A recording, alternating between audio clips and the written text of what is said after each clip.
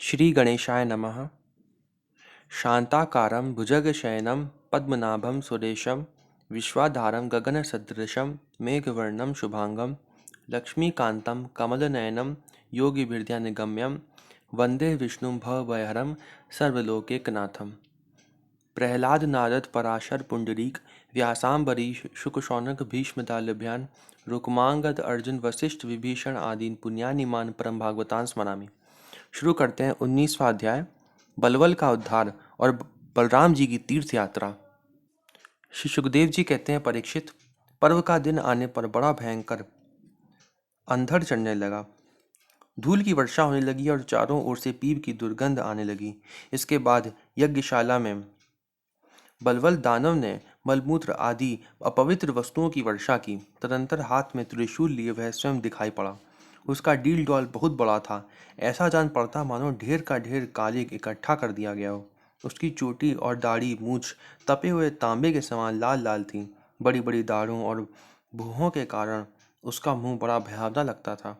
उसे देखकर भगवान बलराम जी ने शत्रु सेना की कुंदी करने वाले मूसल और दैत्यों को चीर फाड़ डालने वाले हल का स्मरण किया।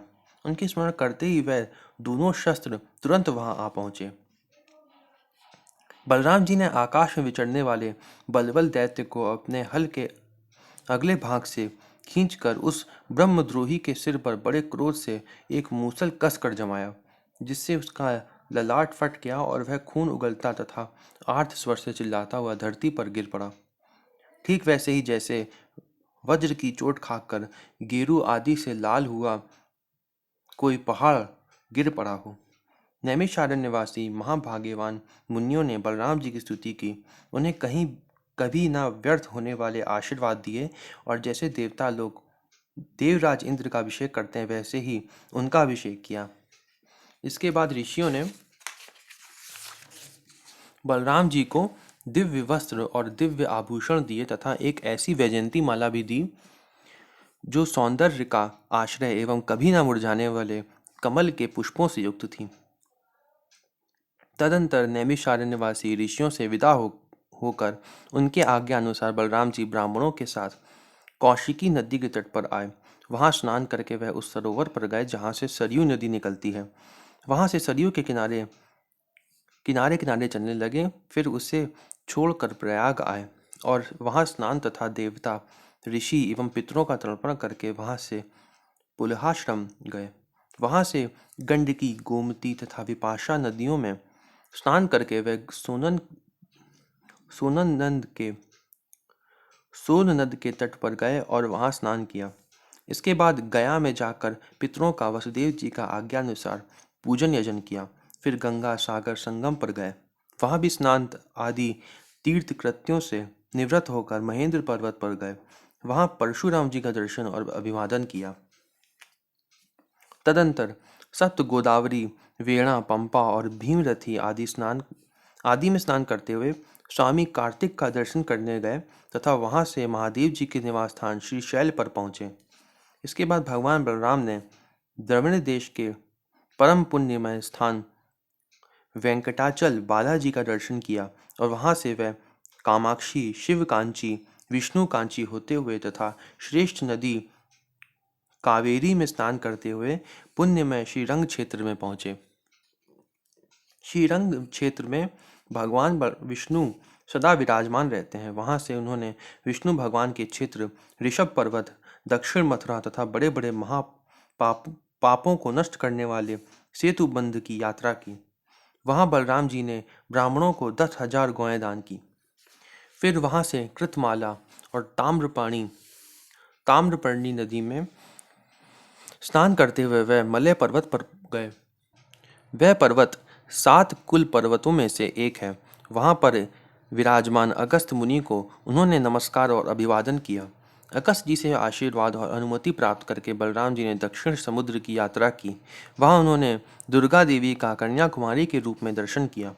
इसके बाद वह फाल्गुन तीर्थ अनंत शयन क्षेत्र में गए और वहां के सर्वश्रेष्ठ पंच पंचाप्सर तीर्थ में स्नान किया। उस तीर्थ में सर्वदा विष्णु भगवान का सानिध्य रहता है। वहाँ बलराम जी ने 10,000 गौएं दान की। अब भगवान बलराम वहाँ से चलकर केरल और तिरगर्त देशों में रहकर भगवान शंकर के क्षेत्र गोकर्ण तीर्थ में गए। वहाँ सदा सर्वदा भगवान शंकर विराजमान रहते हैं। वहाँ से जल से घिरे द्वीप में निवास करने वाली आर्या देवी का दर्शन करने गए और फिर उस द्वीप से चलकर शूरपारक क्षेत्र की यात्रा की। इसके बाद तापी, पयोष्णी और निर्विंध्या नदियों में स्नान करके वे दंडकारण्य में गए। वहां आकर वे नर्मदा जी के तट पर गए। परीक्षित, इस पवित्र नदी के तट पर ही माहिष्मतिपुरी है। वहां मनु तीर्थ में स्नान करके वे फिर प्रभास क्षेत्र में चले आए। वहीं उन्होंने ब्राह्मणों से सुना कि कौरव और पांडवों के युद्ध में अधिकांश क्षत्रियों का संहार हो गया। उन्होंने ऐसा अनुभव किया कि अब पृथ्वी का बहुत सा भार उतर गया।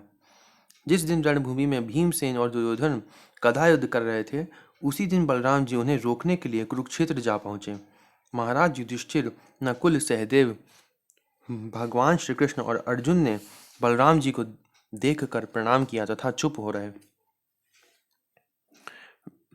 वे डरते हुए मन ही मन सोचने लगे कि ये ना जाने क्या कहने के लिए यहाँ पधारे हैं। उस समय भीमसेन और दुर्योधन दोनों ही हाथ में गदा लेकर एक दूसरे को जीतने के लिए क्रोध से भरकर भांति भांति के पैंतरे बदल रहे थे। उन्हें देखकर बलराम जी ने कहा, राजा दुर्योधन और भीमसेन, तुम दोनों वीर हो। तुम दोनों में बल पौरुष भी समान है। मैं ऐसा समझता हूँ कि भीमसेन में बल अधिक है और दुर्योधन ने गदा युद्ध में शिक्षा अधिक पाई है। इसलिए तुम लोगों जैसे समान बलशालियों में किसी एक की जय या पराजय नहीं होती दिखती। अतः तुम लोग व्यर्थ का युद्ध मत करो, अब इसे बंद कर दो। परीक्षित, बलराम जी की बात दोनों के लिए हितकर थी, परंतु उन दोनों का वैर भाव इतना दृढ़मूल हो गया था कि उन्होंने बलराम जी की बात ना मानी। वे एक दूसरे की कटु वाणी और दुर्व्यवहारों का स्मरण करके उन्मत्त से हो रहे थे। भगवान बलराम जी ने निश्चय किया कि इनका प्रारब्ध ऐसा ही है, इसलिए उसके संबंध में विशेष आग्रह न करके वे द्वारका लौट गए। द्वारका में उग्रसेन आदि गुरुजनों तथा अन्य संबंधियों ने बड़े प्रेम से आगे आकर उनका स्वागत किया। वहां से बलराम जी फिर नैमिषारण्य क्षेत्र में गए। वहां ऋषियों ने विरोध भाव से युद्ध आदि से निवृत्त बलराम जी के द्वारा बड़े प्रेम से सब प्रकार के यज्ञ कराए। परीक्षित, सच पूछो तो जितने भी यज्ञ हैं वे बलराम जी के अंग ही हैं। इसलिए उनका ये यज्ञानुष्ठान लोक संग्रह के लिए ही था। सर्वसमर्थ भगवान बलराम ने उन ऋषियों को विशुद्ध ज्ञान का उपदेश किया, जिससे वह लोग इस संपूर्ण विश्व को अपने आप में और अपने आप को सारे विश्व में अनुभव करने लगे। इसका अर्थ क्या है, ये मैंने यहाँ पे लिख रखा है कि भगवान को अपने अंदर देखने के बाद बाहर भगवान को उनके अंदर अपने को देखना। आगे लिखा है, इसके बाद बलराम जी ने अपनी पत्नी रेवती के साथ यज्ञांत स्नान किया और सुंदर सुंदर वस्त्र तथा आभूषण पहनकर अपने भाई बंधु तथा स्वजन संबंधियों के साथ इस प्रकार शोभायमान हुए,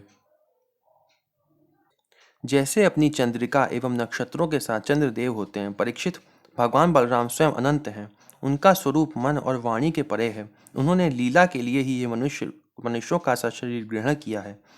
उन बलशाली बलराम जी के ऐसे ऐसे चरित्रों की गिनती भी नहीं की जा सकती। जो पुरुष अनंत सर्वव्यापक अद्भुत कर्मा भगवान बलराम के चरित्रों का साय प्रातः स्मरण करता है, वह भगवान का अत्यंत प्रिय हो जाता है। ये अध्याय यहीं पे समाप्त होता है। हम लोग अगला अध्याय अगली वीडियो में पढ़ेंगे। 80वां अध्याय, श्री कृष्ण के द्वारा सुदामा जी का स्वागत। ओम नमो भगवते वासुदेवाय।